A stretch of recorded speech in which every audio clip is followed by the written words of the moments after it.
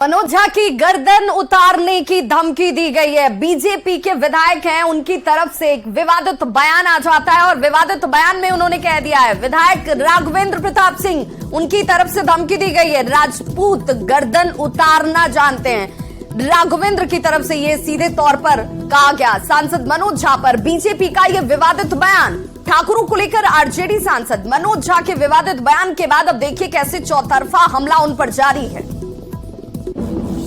लोगों पर कमेंट करने के पहले कि राजपूत वो भी है जो सेकंड नहीं लगेगा आपका गर्दन उतार करके आपके हाथ पर रख देंगे। समझ गए? पुरानी कहानी याद मत दिलवाइए। तो ठाकुर वाले बयान को लेकर जारी विवाद के बीच जेडीयू के राष्ट्रीय अध्यक्ष ललन सिंह ने मनोज झा का बचाव किया है। उन्होंने कहा कि मनोज झा के बयान को गलत ढंग से परोसा गया है। उनका उद्देश्य किसी समाज को ठेस पहुंचाने का कतई नहीं था।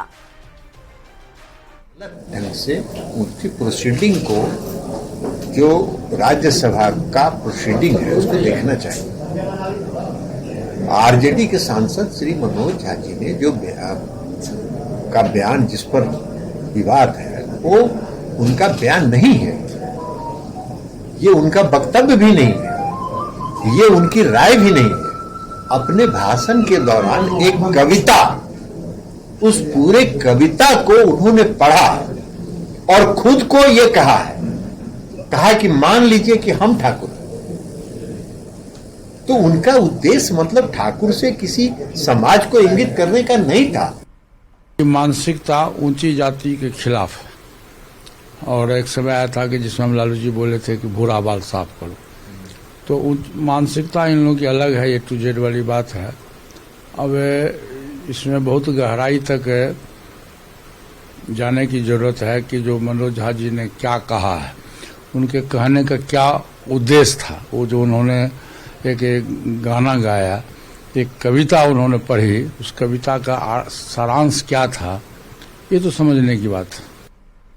और देखिए, जिस कविता का जिक्र अब किया जा रहा है कि भाई मकसद उसका वो नहीं था, उद्देश्य वो नहीं था, आशय नहीं था, उस आशय के नहीं होने के बावजूद सियासत जो है वो अब उसी के इर्द गिर्द घूम रही है। हमारे सहयोगी लगातार हमारे साथ रवि एस नारायण जुड़े हुए हैं। रवि, आरजेडी ने तो क्लियर कर दिया अपना स्टैंड कि वो मनोज झा के साथ खड़ी है, तो क्या ये माना जाए कि चेतन आनंद हो, आनंद मोहन हो, वो कहीं ना कहीं अपनी जात के लोगों को, अपनी वोटर्स बैंक को एकजुट करने की कोशिश कर रहे हैं, पोलराइज करने की कोशिश कर रहे हैं, इस बात को उद्धृत करते हुए बार बार?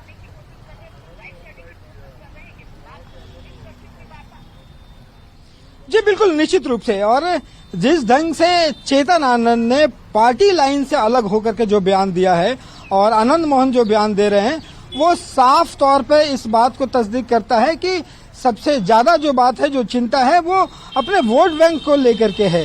क्योंकि आरजेडी खुले रूप से मनोज झा के बयान के साथ समर्थन में खड़ा है।